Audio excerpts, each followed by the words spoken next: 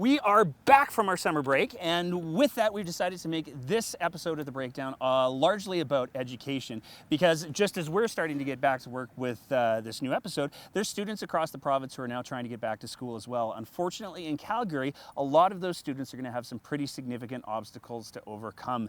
The Calgary School Board has had to reduce the number of teachers that are going to be teaching this year by approximately 200, and they've also had to cut back on aides by about 100 aides. So there's going to be way fewer teachers and way fewer aides to help kids navigate their way through the educational system. But of course, first, they have to find their way to the educational system. And for a lot of kids in the north end of Calgary, their very first class of the year is going to be a class called public transit, because as you can see, we still don't have a high school. We're going to talk about that and so much more this time on The Breakdown.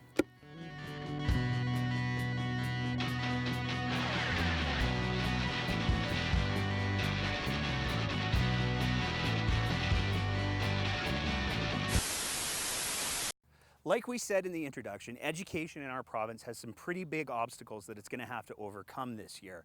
To begin with, like we said, there's 200 fewer teachers in the Calgary school region and 100 fewer teachers assistants. And that comes from the fact that the UCP government has refused to table a budget in the timely fashion that a government normally would. Now, everybody knows that they're doing this because they don't want to introduce the budget that's going to have a whole bunch of cuts and potentially even wage rollbacks, we'll talk about that later, before the federal election, because they don't want to hurt the federal Conservatives' chances. But in the meantime, Alberta students and teachers have got a really hard road ahead of them. It's gotten so bad, in fact, that the president of the Alberta Teachers Association back in June actually sent an email out to parents saying that if you've got a kid who's in grade 3, one of the best things that you can do for that kid is opt them out of the new standardized testing. The Alberta Teachers Association has been very, very clear. They do not support the new standardized testing for grade 3 students, and there's a couple of different reasons for that. The first one is that this kind of testing doesn't work for every kid. There's different kinds of learning methods. Some people learn better by doing things, some people learn better by reading things, some people learn better by seeing things. And depending on which way you learn, you're going to be able to test better in different ways. So the tests aren't effective for all students. But secondary to that, the other problem that this does is it creates a huge administrative burden for teachers. And that means the teachers then have to take time away from the classroom in order to enter the grades and tabulate all the results from these tests. And the really tragic part is that the consensus from early childhood educators, as well as early childhood education specialists, as well as teachers, as well as the Alberta Teachers Association, in fact, pretty much everybody except for the UCP, is that standardized testing doesn't work. So the standardized testing piece is really doing a lot more harm than good. But unfortunately, that's just the tip of the iceberg. There were two other major events that happened in the last couple of weeks that really set the tone for the challenges that our education system is going to have to deal with over the next couple of years. Some of you have heard that there's a curriculum that is ready to be rolled out for the K through 4 age groups.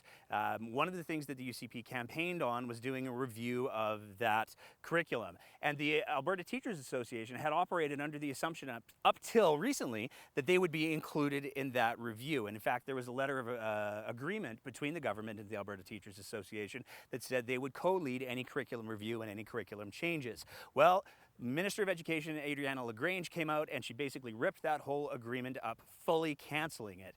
The Alberta Teachers Association was incredibly upset about this with good reason, but one of the things that opened the door for Adriana LaGrange to do was to impanel a new group of people to do a curriculum review. Now, it's important to realize that there's two functional things that this curriculum panel has been tasked with doing. The first thing is they're going to advise the education minister what she's supposed to be looking at in regards to outcomes for kids. So what skills should kids leave each grade with?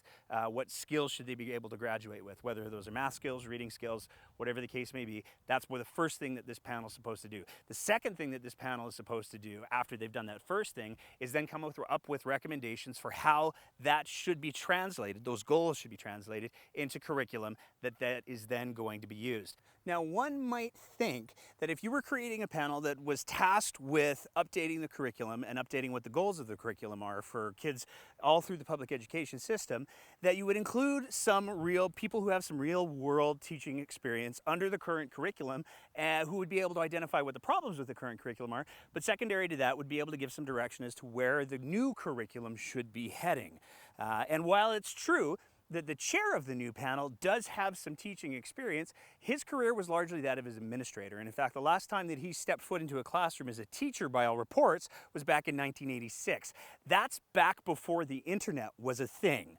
So it's really kind of alarming from the outside to see that they're creating this panel that's going to design this curriculum that's going to be implemented on students across the province, but there doesn't seem to be anybody who has any current real-world experience in it. Now, one might wonder, why is it that the UCP are working so hard to change the curriculum?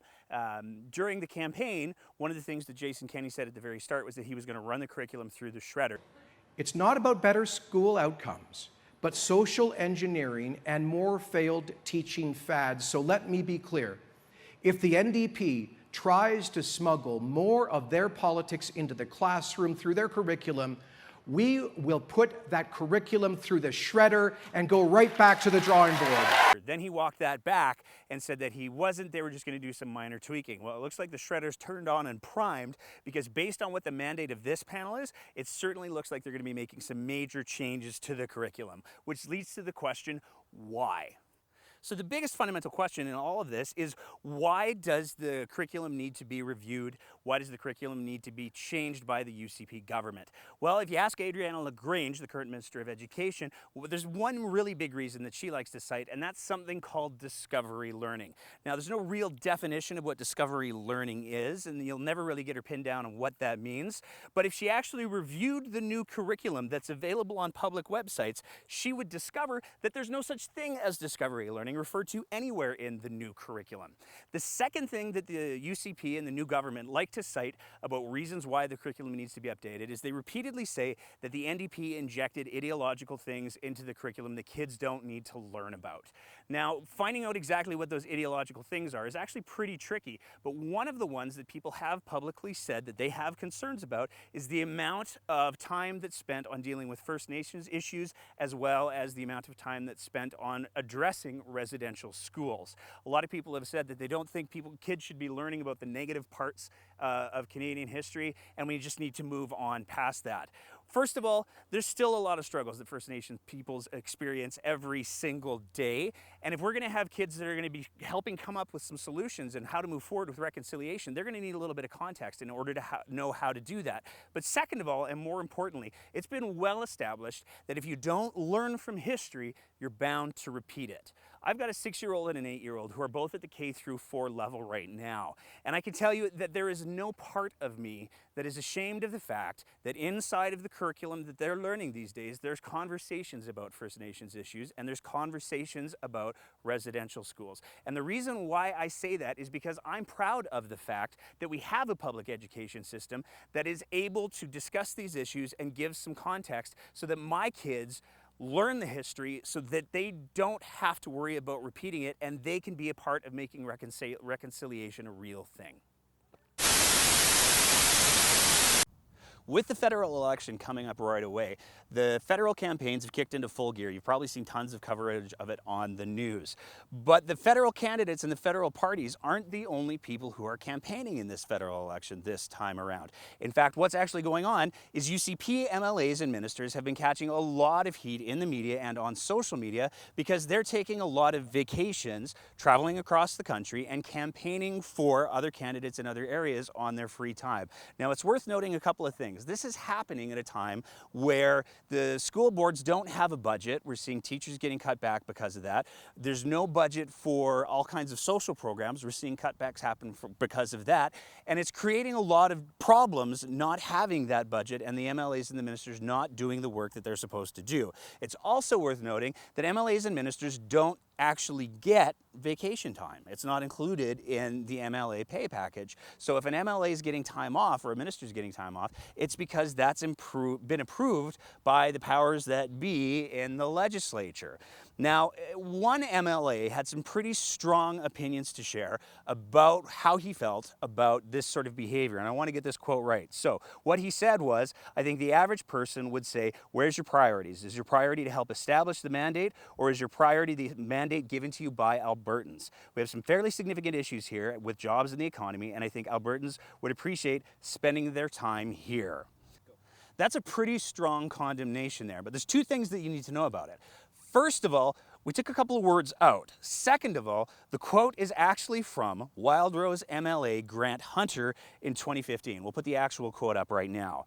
We took out the words, the federal NDP. Back in 2015, the Wildrose found it reprehensible that a new government with a mandate for getting Alberta back on tracks would be out campaigning instead of actually doing the work of the province here at home.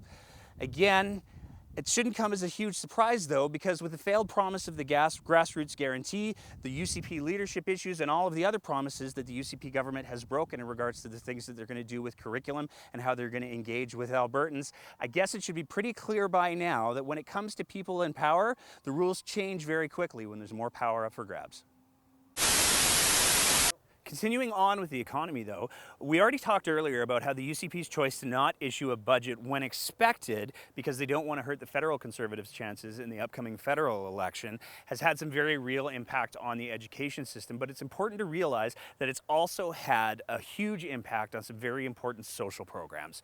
In particular, what's happened with a lot of these programs is that there's been interim funding that's been issued, but not all interim funding has been full funding or what those organizations were expecting to receive. In particular, there's an organization called the Alpha House Society. The Alpha House is for those of you that don't know, the Alpha House is a homeless shelter in downtown Calgary, but they are so much more than a homeless shelter. Not only does this place give people who don't have anywhere to go a place to get in from the cold, a place to get some food, a place to get taken care of, but it also provides a lot of really important services in regards to rehabilitation, in regards to addiction treatment, and in regards to counseling. I cannot say enough good things about the Alpha House and the people who work there, and they're absolutely a critical service for the people of Calgary. One of the other projects the Alpha House runs, though, is something called the Dope Team. And what the Dope Team is they're a group of people who work in vans, and these vans go out whenever they get a phone call to pick up homeless people or intoxicated people who don't have anywhere else to go and don't have anywhere else to stay. Now, that might sound like a fairly unimportant job, but it's really important to realize that at a time where the Calgary Police Service is getting their budget cut back and EMS hasn't had any sort of significant growth in resources for years and years and years, every time the Dope Team transports someone, that frees up either an ambulance or a police car or both that can then respond to emergencies within the community. Without the Dope Team being able to run at full capacity, that means that those people are going to have to be transported to the Alpha House by ambulances and police cars, and that means that the citizens of Calgary aren't going to be able to get access to those services as quickly as perhaps they otherwise would have been able to. So I would encourage everybody, please take a look at the Dope Team, please take a look at Alpha House, and if you can spare any money and provide a donation for them, absolutely do it, because the work that they do for our city is probably one of the most not seen and underappreciated, but it's one of the most important pieces of work in regards to helping Albertans who are struggling the most get to safe places and stay safe. Turning now to federal politics, though, we wanted to take a few minutes to talk about the whole SNC-Lavalin affair and scandal. There's been a lot of coverage about SNC-Lavalin on the news, but there hasn't been a really great job of explaining what it's all about. So SNC-Lavalin is a company that does work across the globe, and they've got a terrible record in regards to corruption. They've been accused of forgery, bribery, failed projects. They've ripped off countries for millions and millions of dollars. And because of all of these bad behaviors, some of which have been committed in Canada, they've actually got several pending criminal investigations. Now, SNC-Lavalin is also one of the biggest employers in Quebec. So basically what happened with the scandal is SNC-Lavalin was trying to get a deal for a deferred prosecution agreement. Basically what it meant is, hey, we've got business to do, we're trying to keep people employed, can you just wait to prosecute us until we finish off a few projects? That was declined, it was denied. So at that point then, Prime Minister Justin Trudeau reached out to the head of the Justice Department in Canada and said, hey, is there any way we can find a political solution for that? Ultimately, there was no political solution to be found, but because Justin Trudeau did reach out and potentially try to influence the outcome of this whole situation, he's since been found to have a little bit of a conflict of interest. Now, with the SNC-Lavalin scandal, there really hasn't been anybody who's been associated with the company who hasn't been hurt in some way, whether it's the employees, their executives, who probably deserve it, or the people who are in government who are trying to support them. It's really become a bit of a political kryptonite football, if you will. So with all of that going on, one can't help but wonder why anyone would want in any way to be viewed as potentially supporting SNC-Lavalin, or worse, profiting from all of the things that SNC-Lavalin has done. And yet, when we take a look at some of the recently disclosed financials from MLA Leela Ahir, we can actually see that she currently holds stock in SNC-Lavalin. Now, it's a real mystery why anyone, knowing with all of the scandal that's been going on so far, particularly somebody who's a member of a party that has been vocally criticizing the federal government for doing what they could to support SNC-Lavalin, why that person would continue to hold these shares in SNC-Lavalin. It's not like it's a new problem. SNC-Lavalin's problems go back literally years and years and years. So there's plenty of opportunity to have dumped these stocks, especially before having to file these most recent conflict of interest and financial disclosures. Maybe that's a question for the minister to answer. One of the biggest complaints that people have about politicians and politics is the perception that politics is a rigged game. We've certainly seen plenty of that with the whole UCP leadership contest, and there's a lot of evidence in a lot of other places. So one would think if you were part of a party that was trying to do politics differently, or that was trying to convince people that you were the ethical choice, especially if perhaps you'd had some ethical problems recently, you would be doing everything you can to make sure that things were as transparent and ethical and democratic as possible when it comes to choosing your candidates for an upcoming federal election, say. And yet, in Calgary Skyview, it appears that the Liberal Party of Canada has done exactly the opposite. So the backstory here is that for almost a year now, there have been several candidates that have been working very hard, knocking on doors and reaching out to people, attending events and spending their own money in order to try to get the nomination for the Liberal Party of Canada in Calgary Skyview. Some of these people are amazing people, and they've done a lot of great work. And yet, for reasons that seem to defy explanation unless you want to just look at optics, we've received multiple messages from people who live across Calgary Skyview who have let us at The Breakdown know that apparently what the plan is they're going to ignore all of the hard work that these people have done. They won't be holding any kind of a legitimate nomination, and they're going to appoint someone who up until this point hasn't been campaigning in that area at all, and arguably doesn't even live in the riding of Calgary Skyview. It's this sort of thing that alienates people from politics, and it's this sort of practice that makes sure that people like me won't be voting for the Liberal Party in this next federal election. One of the biggest reasons why the Wild Rose Party was initially founded is because Albertans were sick and tired of the sort of corruption that they've seen and the underhanded backroom dealings that they'd seen from the PC government at the time, and they wanted a conservative option that didn't have that sort of corruption involved. Well, the last week has been really challenging for a lot of old Wild Rosers who came over to the UCP, because ultimately we learned a whole lot about just how corrupt and broken the UCP leadership race was. If you haven't been following along, here's the Coles notes. Jeff Callaway, who was one of the leadership contestants, who actually ran, by a lot of reports, in order to take out Brian Jean so Jason Kenney didn't have to. He was called a dark horse candidate, and it's been established through multiple sources that his campaign team was actually taking direction from the Jason Kenney team the whole time, up to and including when he was going to drop out of the race and start backing Jason Kenney after he'd appropriately character assassinated Brian Jean. Well, because of the way that Jeff Callaway ran his campaign, he got a bunch of fines from the elections commissioner, and he didn't want to pay those fines, so he's decided to take the elections commissioner to court. And when he did that, he submitted a bunch of documents in part of his defense that were trying to demonstrate that he hadn't quite done the things that the election commissioner had done, and the election commissioner was unfair. Well, from these documents, we have now learned just how corrupt the financing of the Jeff Callaway campaign was. As it turns out, there were literally envelopes of cash that were being funneled through dummy corporations. I know this sounds all Hollywood, but it's true. They were literally being funneled through dummy corporations in order to fund Jeff Callaway's campaign because he couldn't get enough money on his own in order to pay the registration fee to the UCP party. Now, it's also come clear that one of the people who worked on his campaign has confirmed all of this as being true separately, and he says that he didn't know what was going on at the time, and he really regrets that he played any kind of a part in it, but he also has confirmed that the entire Jeff Callaway campaign was created only to character assassinate Brian Jean. Now, this, in addition to all of the evidence that various news organizations have been able to produce regarding fake email accounts being used in the election vote and all kinds of different corruption that went on with the actual voting, it's got to be really hard for anybody who was a member of the Wild Rose to watch all of this happening. Now, the other piece of this that's really important to ask is that if this election, the leadership race, was so flawed and so corrupt, how is it that we're comfortable as Albertans having Jason Kenney as the Premier of Alberta when the only reason that he's the Premier of Alberta is because he won this corrupt and flawed election race?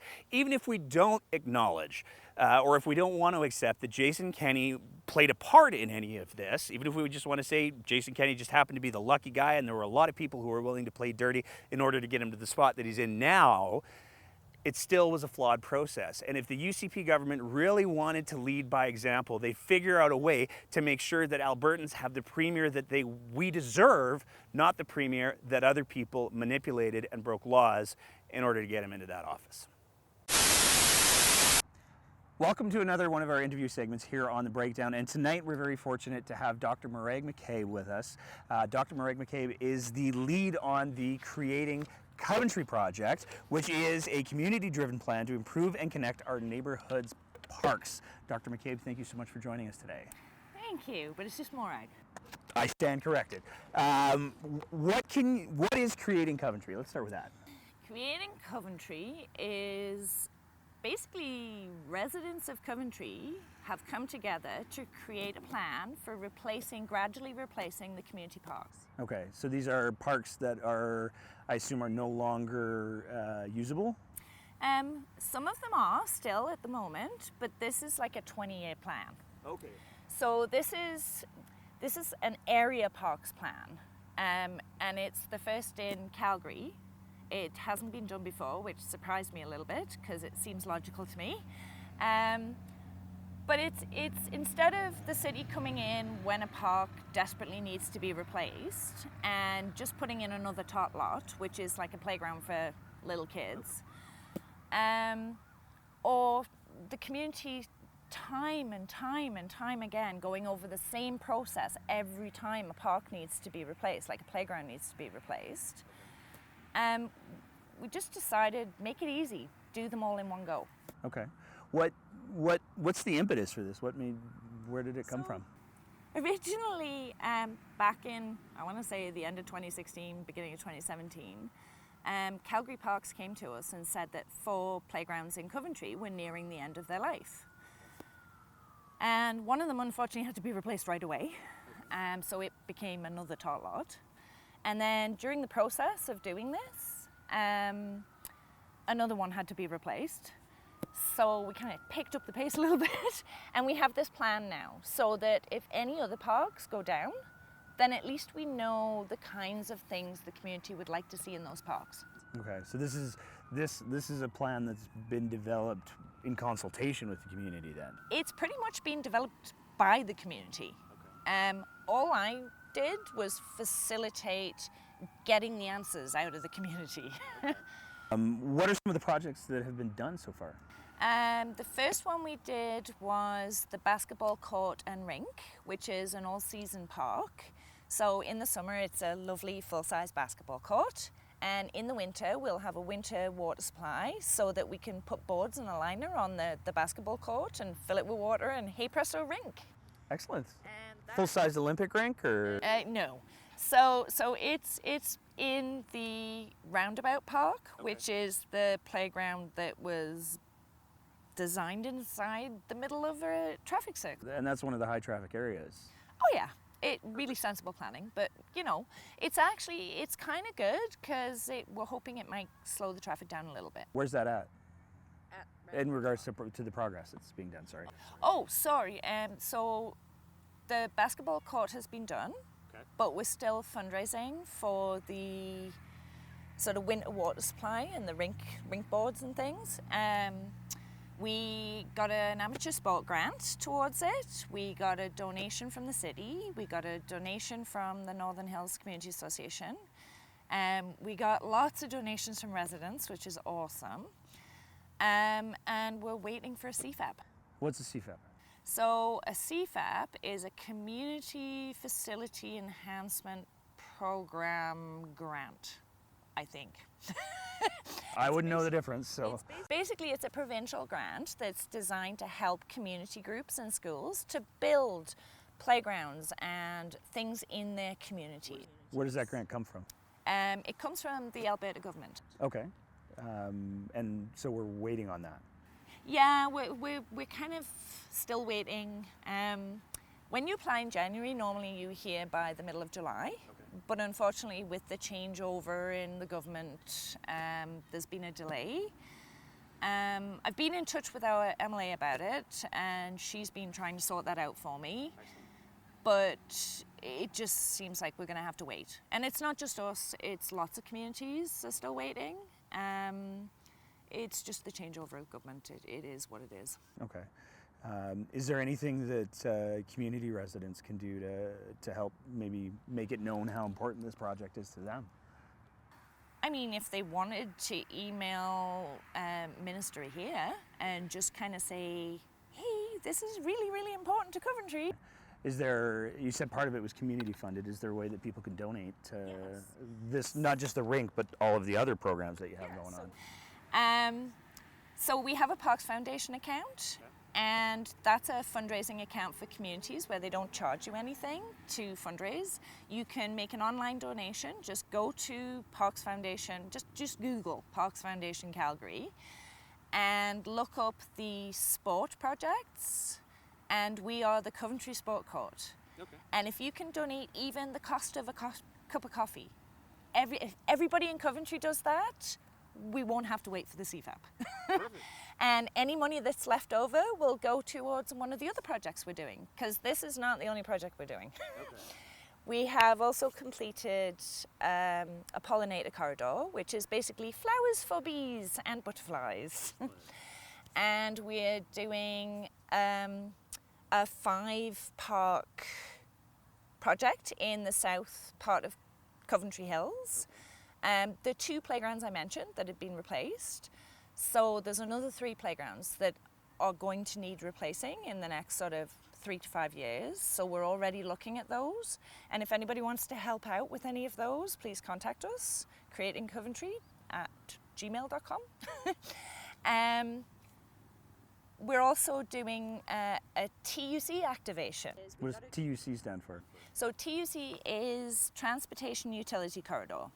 So anybody that lives in Coventry knows there's this great big long pathway all the way through Coventry, but the actual pathway stops in between the 2 schools, and then the north portion gets used a bit like an off-leash dog park. We got a grant from Activate YYC, a small grant, to do something to activate that space. Okay. So we'll be doing that later this year. And then we're actually looking at a dog park, and we're working on that. And we have a couple of other projects in the bag as well. Perfect. How much do you get paid for all of this? 0. This is a volunteer. This is a volunteer. This is my labor of love for the community. Okay. So you're just out of the goodness of your heart. I love my community. I live in Coventry. I want to make my community better. Excellent. So. Well, on behalf of myself, my family, and all the people who get to use the parks, including apparently the bees and the butterflies, thank you for all the work that you do. Oh, it's not just me though. There is a group of. So you've got a whole sport team volunteers. We have a whole sport team of volunteers. Wow. One of which happens actually to be your wife.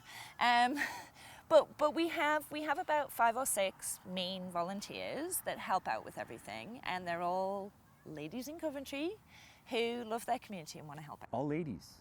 They're all ladies at the moment. Men, get it together.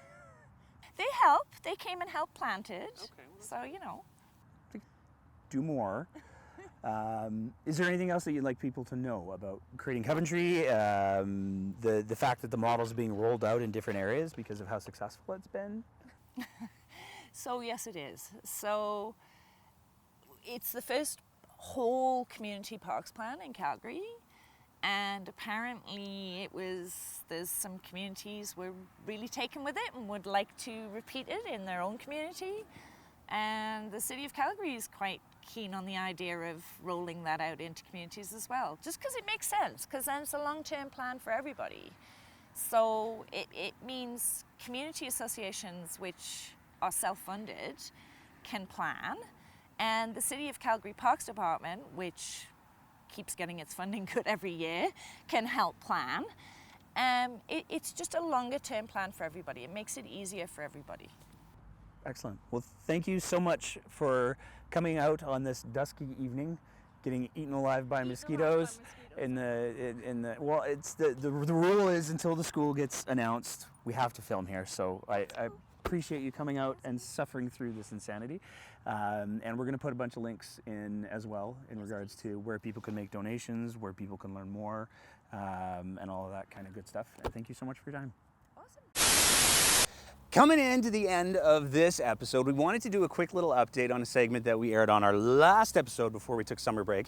And that was the episode where we asked the question as to whether or not Minister of Community and Social Services and MLA for Calgary Northeast had a potential conflict of interest because she was listed still on a corporate website as being a vice president of that company, as well on her personal LinkedIn site as still being a vice president of that company. There's been some developments that are worth addressing. First of all, Rajan unfortunately still hasn't responded to any of our inquiries over social media for comment, but what she has apparently done is taken down both of those website listings, which is great, because it means that we moved the needle a little bit in a small way, and that she did listen, and that she isn't the vice president anymore. And that's the kind of clarification that people deserve. One of the comments that we did get, though, online when we posted that segment was people were asking why we hadn't simply checked the Office of the Ethics Commissioner, because MLAs and ministers are required by law to post any sort of conflict of interest and disclose that conflict of interest to the company. So ever since that segment aired, we've been watching that page quite closely, because out of 87 MLAs, there's only a few who haven't yet filed those conflict of interest statements. As of filming today, one of those remains Rajan. So unfortunately, we don't have any documentation that we can refer to yet to determine whether or not that was actually a conflict of interest, or whether or not it was a conflict of interest that she disclosed. Maybe if she wasn't spending so much time on vacation and traveling the country campaigning for her federal counterparts, she would have the time to get that important paperwork done. I want to end this episode of The Breakdown on a little bit of a rant here. And in particular, I'd like to direct this rant towards a political party. As everybody's aware, there's a federal election coming up, and everybody's campaigning just about as hard as they can. But there's one party in particular that, rather than racing towards Parliament, appears to be racing to the bottom. People's Party of Canada, I'm talking to you. So in particular, the People's Party of Canada has had a challenging couple of weeks, because they put up a series of billboards, a third-party advertiser put up a series of billboards that had some pretty horrifying things to say about mass immigration, which, let's be clear, isn't a thing. There's no mass immigration coming into Canada. That's a fear tactic that's used to make people upset. It's used to make people angry. And what the People's Party of Canada used it for in the last couple of weeks was to get a whole bunch of free media. By putting these billboards up, they got a ton of media coverage because they said something that was horribly offensive and they knew would get a ton of media coverage. Now, there's some good things about this. First of all, there was some, I can't call it vandalism. I'm not even going to call it graffiti. Let's call it street art that happened with some of these signs that I personally think is pretty awesome. But secondary to that, the owner of the company that put the signs up said, this is not what we want to be affiliated with. We're taking all the signs down. So the signs are in the process of coming down now. But there's another thing that the People's Party of Canada has managed to do in the last couple of weeks that is really alarming, and it should be scaring Canadians all the way from coast to coast. One of the party positions of the People's Party of Canada is that there's no such thing as climate change. Now, there's a thing called consensus. When a specialist, especially a group of specialists who have spent their entire lives studying a thing, say a thing is a thing, it's probably a good idea to listen to them. There's no shortage of examples of people on the internet who have suffered some sort of terminal condition but wanted to believe their own thing, and they've unfortunately died. The best thing to do when we're dealing with a problem is to listen to the specialists. And climate specialists across the globe, which by the way is round, all agree that climate change is a thing. Now, there's a lot of debate as to what the specific causes might or might not be. Most people agree that there is a man-made component to climate change, and we're certainly accelerating climate change, but some people don't. Some people believe that it's a result of normal climate fluctuations. Some people believe that it's a result of the sun getting hotter. But the general consensus around the vast majority of the population is climate change is a thing. So this is something that's going to affect the lives of billions and billions of people on this planet, and it's going to affect the life of every single Canadian. For the People's Party of Canada to take a stance that climate change doesn't exist, they've triggered an extremely bizarre ruling with the Election Commissioner of Canada. The Election Commissioner of Canada has come out and said that because this is a political stance with the People's Party of Canada, anybody who says that climate change is a thing during the upcoming federal election is going to have to be aware of the fact that they're doing partisan campaigning. Let's be clear. If you take a position on an issue that everybody else knows to be true, and again, the specifics of how severe it's going to be and what causes it, those might be up for some debate, but generally speaking, everybody agrees that climate change is a real thing, especially the experts. If you're taking a position on an issue like that, not only to create controversy, but to create legal loopholes that are going to limit how other people are going to be able to talk intelligently about a particular issue, you're not showing leadership. You're just being an First one doesn't count. Hurdles that it's going to need to overcome. Let's do that again. I wasn't expecting to hear Meatloaf drive by. I would do anything for love, but I won't do that. Really? Nope. There are teachers who are now teaching who were just going through. There are teachers who are teaching. They keep teaching. We've got to stop them. Fortunately for students working, no, they're not working. Students aren't working. They're getting paid less if they are, though. Some are working for less, though. Let's do that again. That's called not having momentum. We'll try it again. Okay, all right. And it's very warm in this jacket. Give me a sec, I'll get there. Maybe just stop it. Skills and fundamental things. They're like building blocks, but they're not colored. They're building blocks for the mind. Outside of the sights. Duh. It is the failure to produce a budget. Leadership contestants. Ugh. What's ready, place? Okay. About the. Yeah. We'll get there. This would make an excellent apple holder, but that's an inkwell. Just in case you didn't know. Antique. I worked a night shift last night. Plaints. Blah, let's try that again. Haven't gotten us to. I'm having a stroke. And a little bit of a rant. The rant. It's the rant. There's only one. This is it. Pay close attention or you'll miss it. Yeah, I did. See, you weren't paying close attention. I literally just inhaled a bug. I literally just inhaled a bug.